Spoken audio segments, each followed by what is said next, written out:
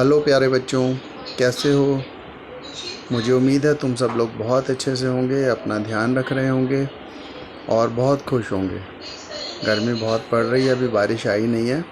सभी बच्चों ने अपना ध्यान रखना है, समय से खाना खाना है, बाहर बिल्कुल नहीं जाना है और खूब सारा पानी पीना है। गर्मी ज़्यादा पड़ रही है तो जितना हम पानी पिएंगे उतना ज़्यादा स्वस्थ रहेंगे।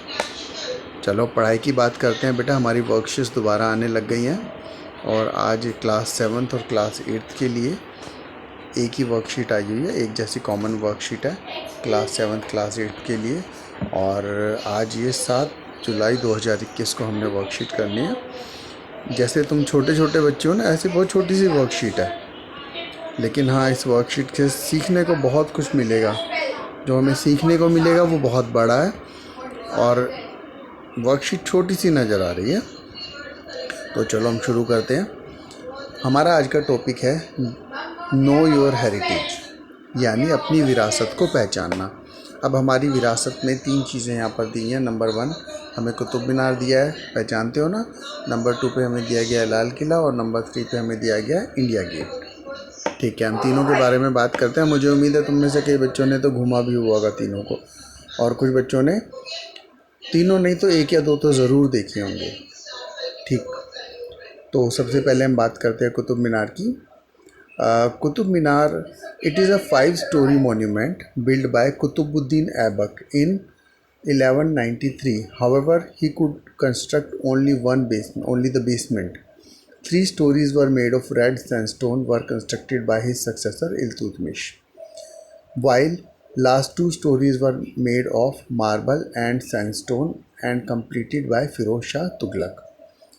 It is 73 meter high. तुम सब लोगों ने अपने घर के आसपास से या स्कूल में रहकर अपना टीवी टावर तो ज़रूर देखा होगा, अपने स्कूल से भी नज़र आता है, लगभग सब बच्चों ने देखा होगा। टीवी टावर बहुत बड़ा है, उसके कंपैरिजन में कुतुब मीनार की हाइट बहुत कम है, लेकिन फिर भी कुतुब मीनार की हिस्टोरिकल इम्पोर्टेंस बहुत है। 73 मीटर हाई है हाइट है कुतुब मीनार की।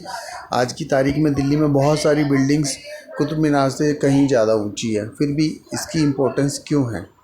देखो, 1193 लगभग आज से 900 साल पहले, 900 से 1000 साल पहले, अब 2100 चल रहा है ना, 2021 चल रहा है, 900 साल पहले, 800-900 साल पहले ये कुतुब मीनार बनाया गया। तब से अभी तक ये इरेक्टेड है, वैसे के वैसे खड़ा हुआ है, स्टैंड है, अटल है। और कुतुब मीनार बनाने की शुरुआत की थी कुतुबुद्दीन ऐबक ने। कुतुबुद्दीन ऐबक ने विजुअलाइज़ किया कुतुब मीनार को, और वो केवल बेसमेंट बनवा पाया, उसका नीचे वाली मंजिल बनवा पाया। उसके बाद ऊपर की जो 3 मंजिल हैं, ये मंजिल, ये मंजिल और ये मंजिल, ये 3 मंजिल कुतुब मीनार का सक्सेसर था इल्तुतमिश। इल्तुतमिश के बारे में कहा जाता है कि कुतुबुद्दीन ऐबक का जमाई था। इल्तुतमिश ने बाकी की 3 मंजिल बनवाई और लास्ट की 2 मंजिल, देखो तुम्हें वाइट कलर नज़र आएगा यहाँ पे, और ऊपर वाला भी, ये दोनों मार्बल स्टोन से बनी है, मार्बल और सैंड स्टोन से। और इन 2 मंजिलों को बनाया फिरोज शाह तुगलक ने। यानी 3 लोग लगे कुतुब मीनार बनाने में। नंबर 1 कुतुबुद्दीन ऐबक, नंबर 2 पे इल्तुतमिश एंड नंबर 3 फिरोज शाह तुगलक। और कुतुब मीनार की हाइट है 73 मीटर। अब इस इंफॉर्मेशन में से तुम्हें क्या क्या नाम याद रखना है कि कुतुब मीनार 5 स्टोरीज बिल्डिंग है। और देखो मैं तुम्हें बताता हूँ क्या क्या तुम्हें याद करना पड़ेगा। Qutub Minar 5 story building. Number 2, Qutubuddin Aibak ने इसको स्टार्ट कराया ईयर 1193 और उसने केवल बेसमेंट बनवाया। और 3 स्टोरीज किसने बनाई? इल्तुतमिश ने। और 3 स्टोरी बनी किसने? रेड सैंड स्टोन से। और लास्ट की 2 स्टोरीज किसने बनवाई? फिरोज शाह तुगलक ने, और वो बनी है मार्बल से और सैंडस्टोन से। यानी नीचे की 3 मंजिलों में सैंडस्टोन लगा और ऊपर मार्बल ऐड कर दिया गया, उसमें मार्बल भी लगा, और हाइट है इसकी 73 metres. Okay, now we come to Red Fort. Red Fort तो सबने टीवी में बहुत देखा होगा। अब 15 तारीख को भी तुम देखोगे, रेड फोर्ट पे ही प्रधानमंत्री हमारे झंडा फहराते हैं और वहीं से अपनी स्पीच देते हैं।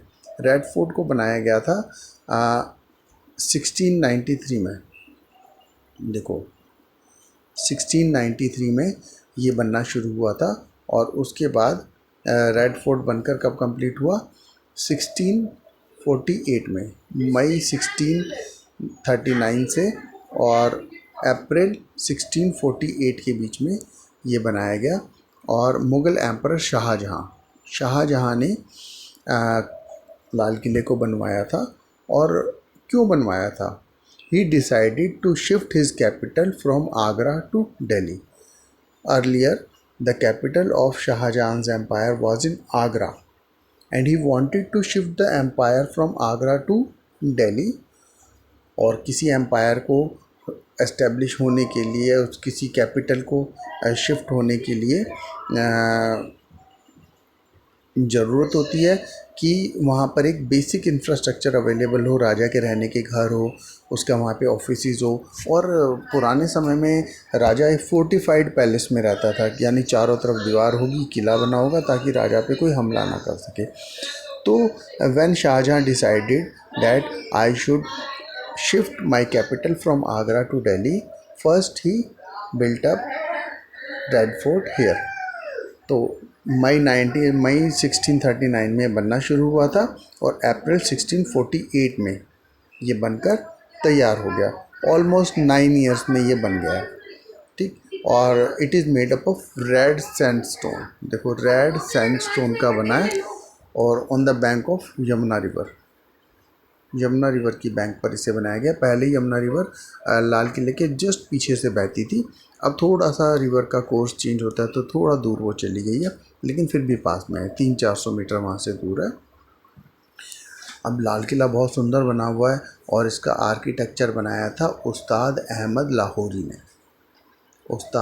लाहौरी ने लाल किले का आर्किटेक्चर और डिज़ाइन तैयार किया था। और बाद में लेबरर्स ने उसके डिज़ाइन को वैसे के वैसा हूबहू बना के दिखाया। और जो आज हम भी देख सकते हैं कि उस्ताद अहमद लाहौरी ने कैसे लाल किले को विजुअलाइज किया था। हमारा आज का थर्ड मॉन्यूमेंट है इंडिया गेट। इन तीनों मॉन्यूमेंट्स में सबसे नया है। देखो, ये वाला मॉन्यूमेंट कुतुब मीनार बना 1193, रेड फोर्ट बना 1648 एंड देन ये 19th सेंचुरी यानी 20th सेंचुरी, अब 21st सेंचुरी चल रही है ना। 20th सेंचुरी में 1914 से ये बनना स्टार्ट हुआ, 1921 पर ये बन के कम्प्लीट हो गया इंडिया गेट। और इंडिया गेट एक्चुअल में एक वॉर मेमोरियल है। अभी इंडिया गेट में वॉर मेमोरियल का एडिशन भी किया गया है। अभी तुम जाओगे तो इंडिया गेट के अलावा बिल्कुल नया बिल्टअप वॉर मेमोरियल पूरा बना हुआ है, तुम उसे भी जाके देख सकते हो। और इंडिया गेट क्यों बनाया गया? देखो, फर्स्ट वर्ल्ड वॉर हुई थी। फर्स्ट वर्ल्ड वॉर में यूरोप के आसपास ही फर्स्ट वर्ल्ड वॉर चल रही थी। और उस समय फर्स्ट वर्ल्ड वॉर का जो समय था 1940 से 1919 तक, उस समय भारत पर ब्रिटिशर्स रूल कर रहे थे। 1947 तक ब्रिटिशर्स ने रूल किया, तो 1947 से पहले की बात है। तो जब फर्स्ट वर्ल्ड वॉर हुई उसमें इंडिया तो उसमें इन्वॉल्व नहीं था क्योंकि इंडिया कंट्री नहीं था। बट हाँ, इंग्लैंड फर्स्ट वर्ल्ड वॉर की एक पार्टी था। इंग्लैंड फर्स्ट वर्ल्ड वॉर में फ़ाइट कर रहा था। इंग्लैंड ने अपनी लड़ाई को जीतने के लिए भारत के भी कुछ सोल्जर्स लिए और उनको इंग्लैंड की तरफ से लड़ने के लिए भेजा। तो बहुत सारे Indian soldiers first world war में शामिल हुए थे। इंडिया के लिए नहीं हुए, ब्रिटिशर्स के लिए हुए थे, बट वो इंडियन सोल्जर्स थे, हमारे कंट्रीमैन थे और हमारे ही वीर योद्धा थे। तो उन सब लोगों की याद में बहुत सारे ऐसे थे, उनके नाम भी नहीं पता कौन थे, लेकिन हाँ, उनमें से कुछ लोगों के नाम फिर भी हमें पता है।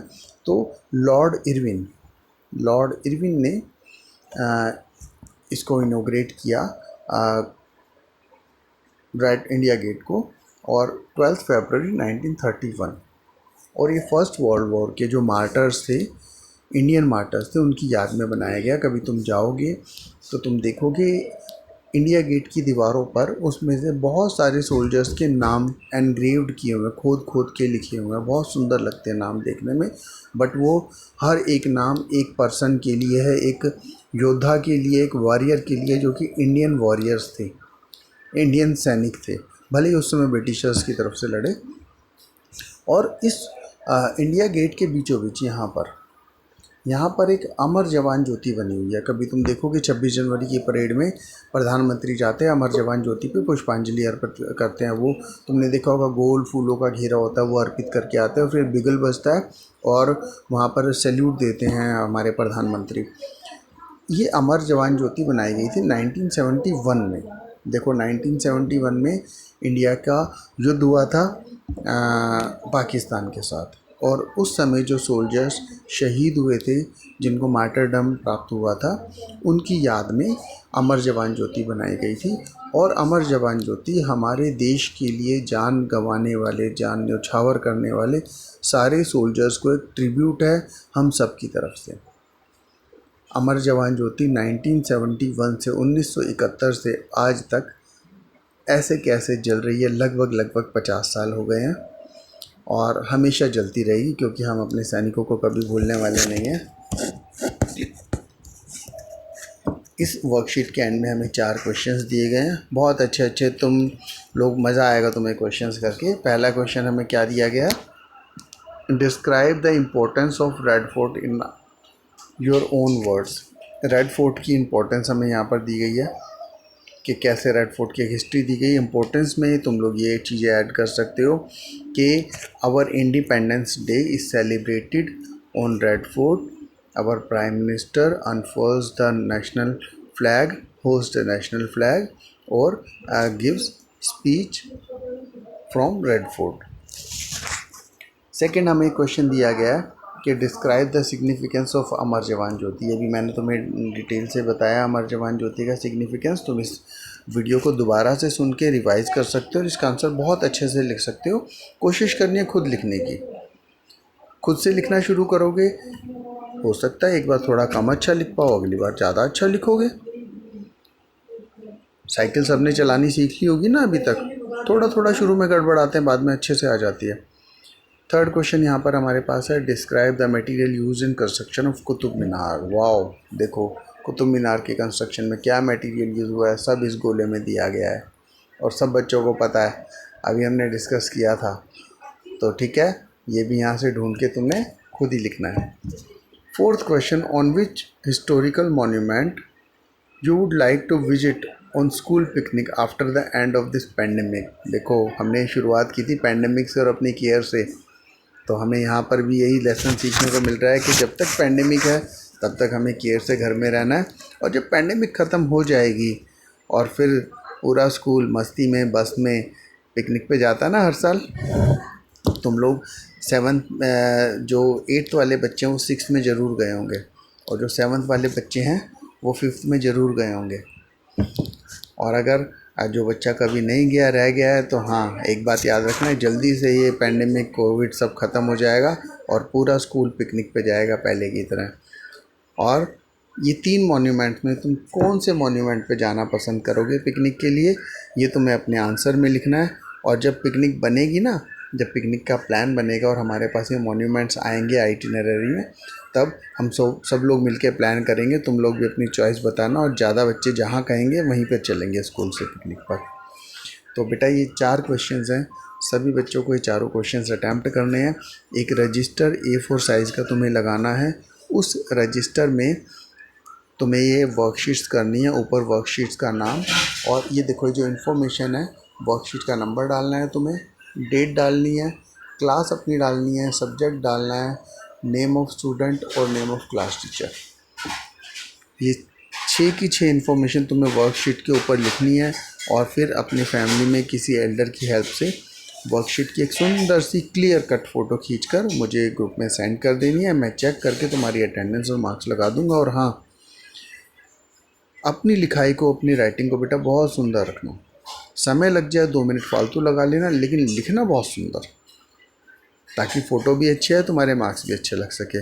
और हाँ, एंड में कभी भी थोड़ी सी भी दिक्कत आती है तो सभी बच्चों के पास मेरा फ़ोन नंबर है। कुछ भी समझ में ना आ रहा हो, किसी चीज़ में डाउट हो, तो विदाउट एनी हेजिटेशन तुम लोग मुझे कॉल कर सकते हो, मैसेज छोड़ सकते हो, जैसे तुम मुझे अप्रोच करना चाहो वैसे, और मैं तुम्हारी हेल्प कर दूंगा उस बात को समझने के लिए, उस काम को करने के लिए। तो अपना ध्यान रखना है बेटा, खूब अच्छे से खुश रहना है, अपना ध्यान रखना और अपनी फैमिली का भी ध्यान रखना है। ओके बेटा, बाय।